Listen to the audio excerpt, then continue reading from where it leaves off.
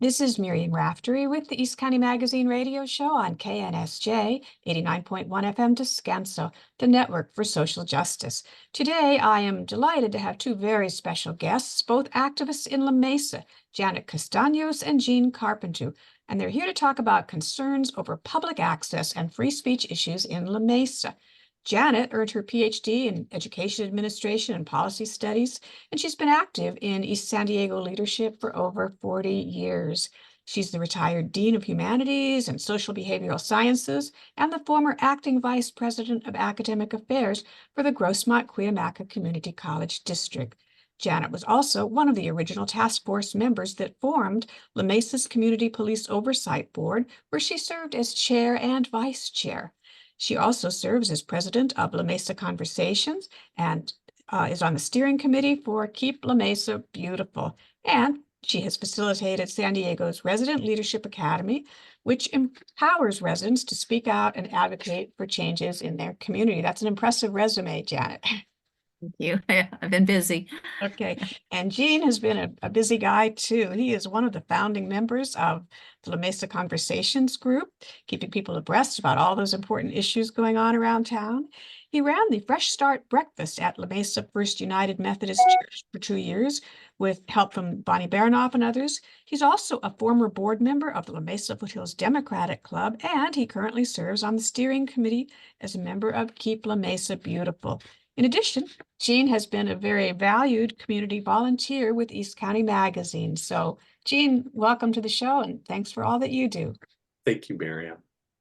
So, today we're here to talk about a very important issue that affects everyone in La Mesa. As background, during a city council meeting in mid-February, February 7th, I think it was? 13th. Sorry, February 13th. A number of remote participants called in, unfortunately, with anti-Semitic comments and some really vile hate speech.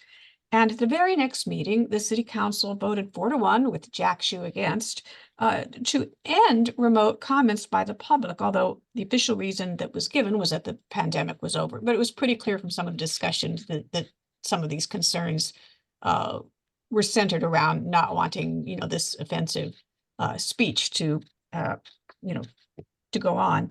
So I wonder if each of you can start by telling me why you're concerned about the council banning remote participation completely. Jim? I think basically it was just what I would call a knee-jerk reaction. It was a simple way to just handle the problem. They didn't address the hate speech. They didn't have a public comment about it other than what the lawyer said, what's legal in terms of free speech. Yeah, I want to interject for just a moment. I should have given that as background. When all this was going on, the council did ask the lawyer, to comment on it. And the lawyer explained to the public that, while many find this offensive, they could not shut down the anti-Semitic speakers because that would violate the Constitution and could subject the city actually to a lawsuit if they did that. So it was either, ban everything or ban nothing, essentially. But Right. Of course, it doesn't ban people from still showing up in person and doing the same thing, only those calling in remotely. Yeah, so the concern of the community was, we had built greater community activity, greater engagement in our city council with the Zoom and call-in options, because more and more people, if they were home sick with children, or if they had childcare or elder care issues, or if they were sick themselves, they could stay home and still comment on items coming before the board. So it was really frustrating to think that without even taking the time to look at a variety of options that are used by the city of San Diego City Council or the Board of Supervisors, how can we address the hate speech without completely cutting off access to many people with accessibility issues? Yeah. And that's what's frustrating, is they didn't make an attempt to even look at the various options that are available to them. We'll talk about that in a minute after we hear from Gene, but I did first want to ask you, does this affect more than the city council? Does it affect things like, the Planning Commission or the Police Oversight Commission, any of the others that may videotape their meetings and in the past have taken remote comments. Yes, it affects all boards and commissions for the city of La Mesa. There are no remote comments allowed. You have to physically be there if you want to make a public comment about anything on the agenda. Wow. So if you've got COVID, if you got little crying babies, you just have to bring them along, or if you're sick, I guess you either come infect everybody or you just stay home and lose your voice. Right. That's, a shame. I really think one of the positive things that came out of COVID has been the ability for all kinds of people to participate wherever you are. If you're on vacation, if you're working and you can't afford to, to take the night off to go to the meeting, as well as all the things you mentioned. But Gene, can you share what some of your concerns are about this? Yes, and one of them is on the lighter side. I was interviewed at the meeting where by I believe it was KUSI, Mhm. and I got a couple of minutes in with them. But the only thing that after they finished editing, and it's a lot different. I want to compliment your venue here, is that this is going to be a complete interview rather than whatever KUSI or Fox or whoever decides to put in there or not, because Right. I mentioned, all they mentioned me saying was how hateful and ugly because I was actually physically at that meeting. Mhm. And then the follow-up meeting, all they mentioned was that I was appalled, but they didn't add that I really felt like we're taking the wrong path if we're going to stop remote public comments altogether, because you fight hate speech by more speech, not Right. shutting the system down. And by the way, the city council isn't affected at all by remote comments being taken Right. away. It makes their meeting move a little bit better and quicker.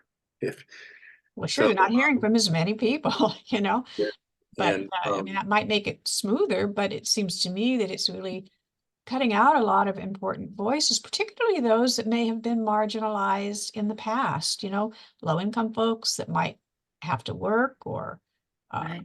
new moms, all these different things, disabled people. How about somebody who doesn't have transportation, perhaps, and can't afford an Uber to get to the meeting? I think one of the few good things that came out of the pandemic was remote participation. sure. And the other thing, if I might add, Megan Weigelman, our city clerk, had made a comment about it being no longer necessary due to post-COVID, but before that, she would read public comments. You're limited to 500 words, and normally you get 3 minutes. Some people can get a lot in, but So are they going to go back to doing that now? well, we don't know, and that's part of the reason we wanted to meet with you. But Megan would read public comments that she received, and she's a speed reader, and she reads it so there's no nuance or Yeah. break. It's just reading it as fast as she can. And I don't mean to criticize Megan, but it's a little different when it's personal and somebody takes the time to write in. Well, it is. And then also she would have to read maybe things that might be extremely offensive if people are, Sure. uh, Well, she would have the opportunity to edit that at that point.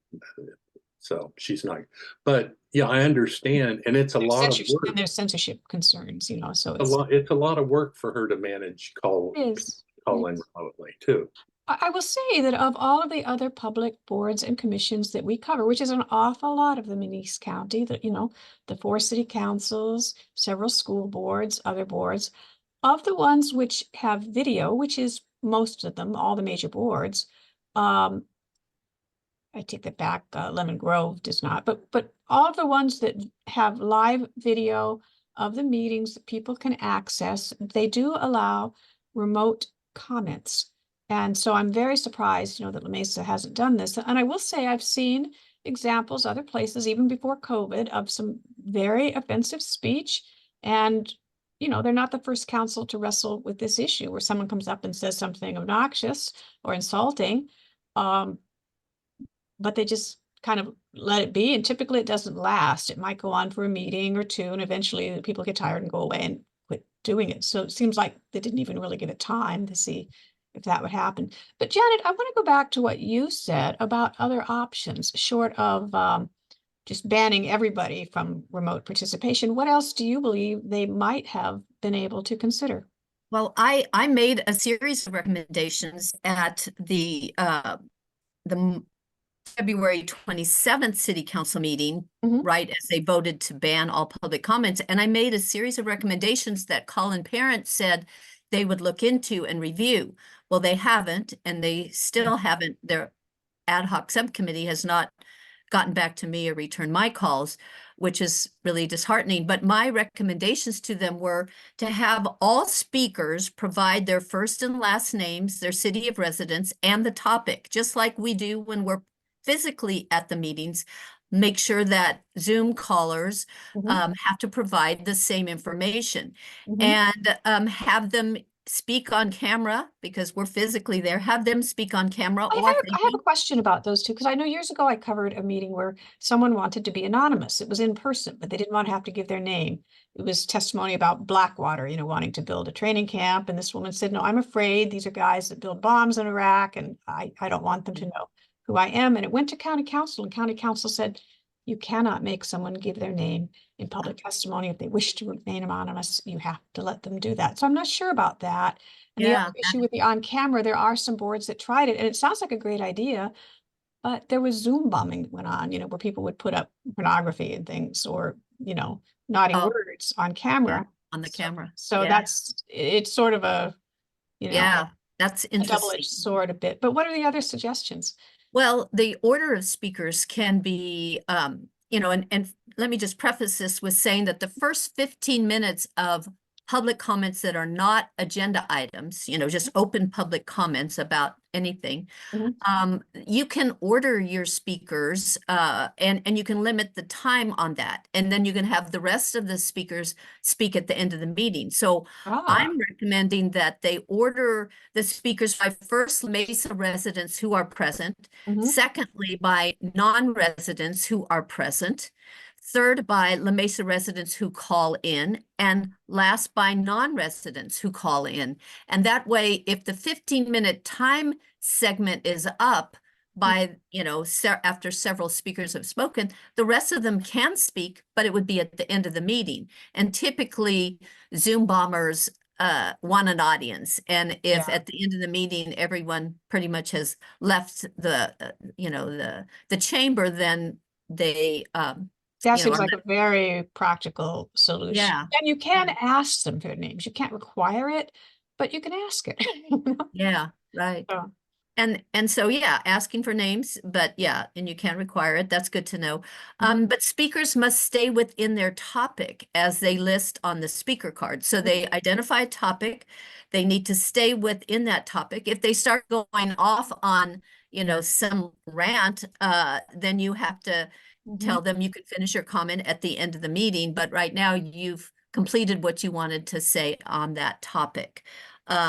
And then to maintain that 15 minutes at the beginning of the meeting, that's all we're allotting for general sounds like comment. a good idea. And of course, they can always, amend that if they see there's a whole slew of people that they really want to hear from on a very important topic. They can always say we're going to allow more than 15 minutes this time if everybody agrees. Exactly. I might add that we're talking about general comments that are usually given it speakers are given the opportunity at the beginning of the beginning of the meeting, and it's about things that are non-agendized. Right, like we want you to talk about, put storm drains on the agenda or something. Yeah, exactly. Or fix the pothole on my street or something. Yeah. Okay, but that wouldn't address, I suppose, agendized items if somebody actually were speaking on something relevant. I'm thinking of, for example, in Lemon Grove when they were considering a Gaza ceasefire resolution. If someone is calling in there with, remarks about Gazans or Israelis or something, they would certainly, that would be on topic at least. But but it needs to be focus on the topic, and if they start getting into hate speech, then they can be invited to finish at the end of the meeting. So I think that, sticking to the comments is kind of crucial. Yeah, and you certainly can't just do it off topic. You can't say, I'm going to talk about potholes or storm drains and start off on some racist or anti-Semitic or anti-LGBTQ rant, you know. And to be clear, if a topic is agendized and someone wants to call in remotely, they have to stick to that topic. Am I correct? Because otherwise, so why are we also taking away the right for someone to remotely call in on an agendized topic? And I think there's a distinction, isn't there, that would allow the city council to cut off because. Oh, good point. You mean, in other words, if they were firm about banning the general public comments, correct, would they at least lift the ban on comments for agendized items? Although that might confuse people, but I suppose that is, you know. I don't think it's that confusing, really. I mean, yeah. So, interesting. What are other communities members saying about this? Has this been discussed in any groups that you guys are involved in? And if so, what are you hearing out there? Do people care? People do care, and especially when we start to look at the statistics that make up the city of La Mesa, 15% of our La Mesa residents are seniors. So they're either people who maybe are at home taking care of an elderly parent or elderly spouse, but 15% are seniors. 15% of the residents have some type of disability, and then almost 30% are households with young children. So just like we saw at our last city council meeting for La Mesa, a young father brought his infant and 2-year-old and 4-year-old into the chamber, and they were acting as children do, and he was trying to speak, and the 2-year-old was saying dada dada dada nonstop. So the whole audience shows up with screaming babies, maybe. And so he was trying to. You really want these folks at home calling him? Exactly. So, he was trying to demonstrate how challenging it is for him to do this. His wife works at night, and so he made an effort to, make it clear what it's like. So when 50% of our population or 50% or greater have accessibility issues, and you're cutting them off for convenience sake, is that right? I don't think it is right. I don't think it's democratic. I don't think it enhances community engagement. Yeah, I agree. And I will say we've certainly seen other boards have to put up with stuff that, is offensive, frankly.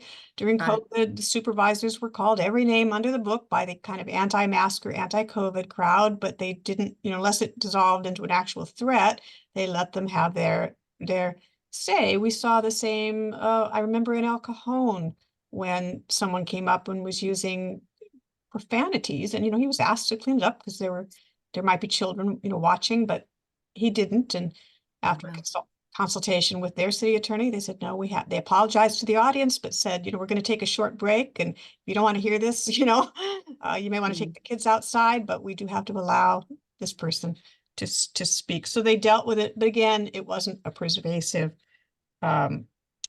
I want to read a little bit about what Jack Shue had to say, who was the lone dissenting vote. He was the only one to vote against this.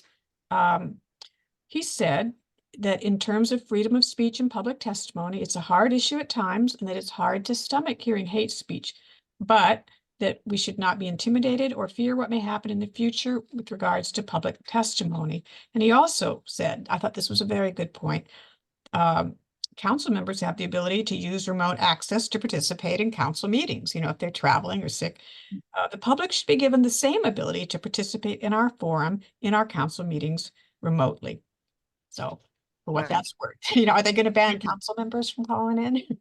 I know. I mentioned that too at the last city council meeting, that the city council members have the option to participate remotely. They can vote, they can Zoom in, they can participate in the discussion.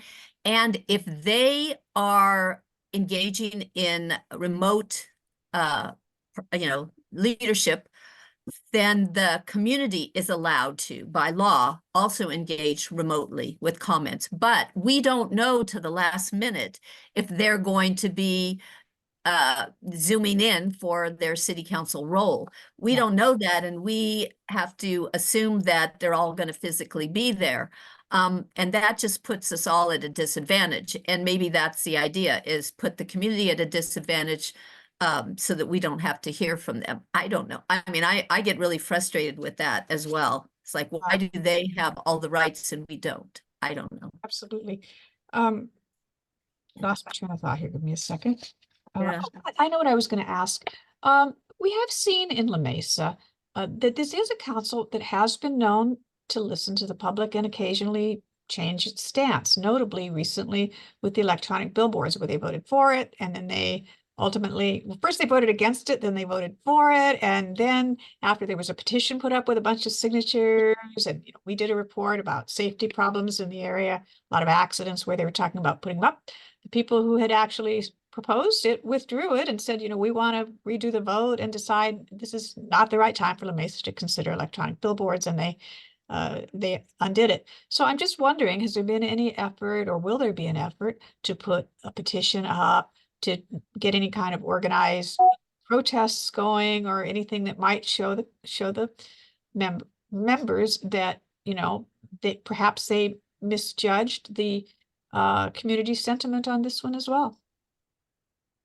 Yes, we have. Oh, go ahead, Gene. Well, it's interesting that you bring this up because I thought we were going to be, for me, the reason I wanted to be here today and share in this Zoom, I consider Janet as somebody that's highly regarded in the community. She has put in countless hours of her time to make this a better community. And she sent emails, she made phone calls. I was going to ask who you reached out to and what response, if any, you got. And she's been blanketly ignored by the mayor of La Mesa, Mark Rappaccini. That's correct, and city councilman Parent, who happens to be running for the 79th. Yeah, Colin Parent for the assembly. Yeah, and it seems kind of a strange mix there, that someone that wants us to give him our vote, but in a circumstance where, well, I need to talk to you, assembly member Parent. Well, he's ignoring Janet at the level of city council. It's troubling. Someone's running for higher office, and yet is fine with taking away the public's voice in at least this aspect. So Janet, you reached out to those two. Did you try any other council members or staff or the city attorney or city manager, anyone else to raise those points? Pretty much all of the above. And not just me, but a number of community members have reached out. We put out a flyer explaining the situation, explaining the rationale why we would like to keep remote comments for, community engagement in particular. But we gave them information about who they can contact, what the email, voicemail contacts were for people. And I guess what's really frustrating is that they go into a black hole. And one of my friends who sent messages to all the city council noticed on his email that they were opened by 4 of the city council members, and the mayor actually deleted it before reading it. Oh, no. Yeah. So that's really discouraging to think that that might be happening to all of us. We don't know, because he had that particular type of email where he could check to see if somebody opened it or not. And I don't, and many of us do not have that access. But that's pretty frustrating to think that our community engagement is all for naught if the city leaders aren't even paying attention to us. Yeah, that is. And it limits our access, because we don't know when we send them a message to a particular council member or to all the city council, and they're not going to read it publicly, and we don't know if they, as individuals, have read it or not. And it just makes you feel like, well, what kind of engagement do we have access to? So how many folks are going to show up at the next meeting in person? Right. Just I because- know. I should ask, in all fairness, is there anyone that you've heard of who is actually on their side and believes banning public comments was a good idea, other than the 4 council members who voted to do so? No, in fact, at that February 27th meeting, there were 12 people that spoke. Mhm. 11 of them wanted to maintain remote access. One of them did not. And she just simply said, you know, it's time to move on. She was worried that if people can't see your face and see you, then you're more likely to engage in hate speech. So she took it in that direction, but I think there are ways to minimize the impact of hate speech. Yeah. And the city council just needs to look at those ideas. Yeah, so it's not like there was some overwhelming push by a bunch of people who wanted them to ban it. Right. Even, I'm sure probably most of us that found the comments that were made very offensive. But, you know, Yeah. As we've seen the ACLU do, they have defended all sorts of speech that some might find offensive. Right. Um, Yeah. And there's I don't people, want to beat the horse here, but Yeah. I also know for a fact that the mayor and Colin Parent have been taking private meetings with citizens of La Mesa. And I'm relatively sure that Janet had put in her request before these were meetings on the other same meetings. topic, Gene. Um, additional topics, but also the same topic. Interesting. But why are they ignoring Janet? Are they Question. intimidated by her? Do they Need to reach just out and ask them. Yeah, I know. I will be doing just that. do? Thank you. But, in the meantime, does this take effect immediately, or does there have to be a second reading before it actually becomes a law in the books? It was put into place immediately, and the very next board, council, or city council or commission meeting, it went into effect immediately. So the city just took away all options for remote access. Wow. Have you reached out to get comment from other, civil rights type groups? I'm thinking Yes. groups like, the ACLU, or maybe, Shane Harris with his group that's, vocal on trying to keep public access open, or Calaware, even if it isn't illegal to do what they did, because obviously you didn't have remote before COVID. I would think that some of these organizations might want to weigh in and voice an opinion about what the council has done, if they believe that it is a bad move to restrict public access in any way, particularly when it was only, an occasion. This only happened once. It's not like they were having every meeting, disrupted for weeks or months at a time. These people may never have come back, Yeah. So we've reached out to the Disability Rights of California organization, who have also, they themselves have written a letter to the Attorney General of California. And they've asked that remote participation be required in California across the board. And they want a letter from the Attorney General stating that live remote access, Attorney General Bonta, that live remote access is required in the state of California. So that Very was interesting. I'm curious, how would they pull that off who would that apply for it? I'm thinking about rural planning groups that have never figured out how to do Zoom, and some of them don't even have, reliable internet connectivity where they meet. Yeah, I'm not sure. I hadn't thought about all of the options, and I don't know if they have a lengty letter that they sent to Attorney General Bonta, requesting a statement from him, just asking that they remove barriers to participation, allow remote participation as an essential part of fulfilling that duty. I guess you could have people call in and put them on speakerphone or something. I mean, there's probably some low-tech ways to do that, even for a rural planning group. So interesting. Exactly. And then we've been following the ACLU and been in communication with them. We even spoke to our assembly state representative Sarah Jacobs about it and asked her Sorry, for a comment. congressional record. Congressional, thank you. Yeah, our congressional U.S. representative, and then our state assemblywoman, Dr. Keela Weber. We've reached out to her office as well. So we're hoping to get statements from them recommending that the city of La Mesa restore live remote commenting to their people in the community.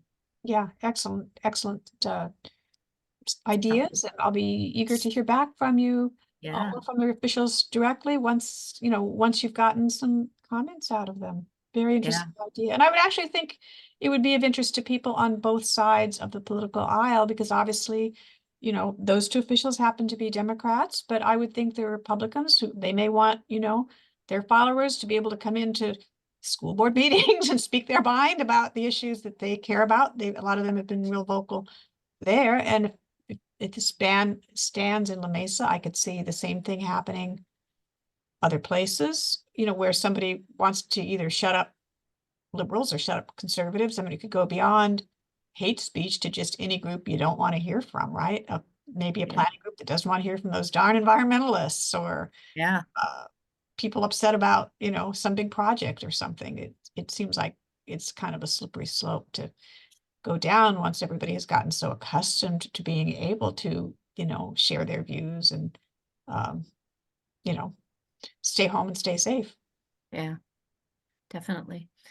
So, and just one other comment that we hadn't really touched on was just the response from our city leaders. They have yet to make a public statement about the hate speech, and other than asking the attorney to tell us what's legal and what's not legal. But I think it's really important that the city take a stand and identify who we are, what we stand for, and make that our civic leader, our mayor, should come out with a very clear statement about the city of La Mesa and who we are and what we stand for. And that has yet to be done.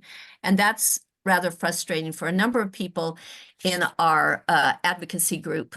They'd like to see a very strong statement by our mayor. And when hate speech, if it happens to come back to our city council meeting, he needs to take a stand and have a statement ready to present to those people. Yeah, good idea, because we certainly don't want to make it sound that by people advocating to restore that free speech, that you approve of that sort of speech. Right, exactly. And I don't think that's too much to expect. He's recently retired, so he's not constantly busy with his theater troupe. Yeah. And he's effectively doubled his own salary. So let's get something for that money. Let's have a mayor that'll step up and stand up to hate. Good point. What advice would you have to members of the public in La Mesa who might be listening to this and might have an opinion about the ban on remote comments that the city council just approved? We put together a little talking point flyer, and on the front it's got a variety of talking points that people may connect with and suggested comments, and on the back it's got the contact information for our city leaders. And we'd like to maybe possibly attach this information to your site, and we have been presenting this on social media. I know Gene's been a great help in getting the word out. But I think the bottom line is we want to spread the message that we can't let hate mongers win. They want to remove public comment from regular people like you and I. They want to disrupt civic engagement. And if we're going to allow them to do that and just readily remove public comment, we're giving into their and we're helping them win. We're giving into their efforts and helping them win. So it is kind of an authoritarian sort of move to ban, to restrict speech. It totally is. So anyway, that's a flyer we'd like to connect. Yeah, you Gene. Politically, this applies to both ends of the spectrum in preserving our First Amendment rights to speak Mhm. and being responsible and not abusing them, and that takes away from both sides of the spectrum, in my opinion. Yes, Yeah. it does. It does. So, folks, if you're listening, we have been speaking with Janet Castanos and Gene Carpenter, big activists in La Mesa, who are speaking out and urging the public to get involved in asking the La Mesa City Council to repeal its ban on people calling in with remote comments during not only city council meetings, but all of La Mesa's boards and commissions, the Environmental Commission, Planning Commission, Police Oversight Board, and others. I'm going to let the two of you have the last word today. What else would you like to say to our audience out there? I just feel it's really important to know and to spread the word, the importance of civic engagement. And I find it's really important. A lot of people say, oh, I just don't want to be bothered. But we live in a democracy. We live in a democracy. We need to participate. We need to, have some idea of what's going on. It doesn't mean you have to be as engaged as others, but you do have to have some idea of what's happening in your community and have a voice. And if you sit back and complain about what's going on, you're not participating as in the democratic process as fully as you should be. You need to be engaged. You need to have a voice, and any ways or means of increasing your civic engagement is really important. And so we need to encourage that. So Gene? speak out. Let's hear from you. You get the last word. I think the thing that I want to say is that we have people in La Mesa that are afraid to get into leadership positions like city council, and not necessarily afraid, but it's not always easy. And I acknowledge that the current city council sometimes has to really wrestle with some things, and it's not easy decisions. Mhm. And that's why I hope that Janet Castanos at some point decides to run for office in La Mesa. I think it would be awesome if she could and would.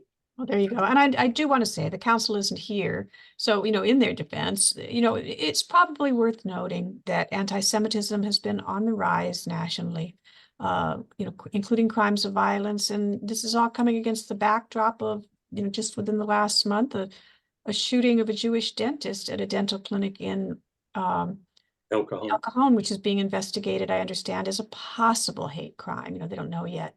So I'm sure, those concerns were probably in the back of their mind, but you have to balance the need to protect any one minority from offensive speech against the rights of everyone, all of us, including maybe Jewish people who may want to speak out and speak their mind to the council. When we silence, one group, we're really taking away the rights of everyone to free speech under the Constitution and to transparency and full access to our public officials. So I want to thank you both for caring and sharing and taking the time to join us today on the East County Magazine radio show on KNSJ, the Network for Social Justice. Thank you, Miriam. Appreciate it.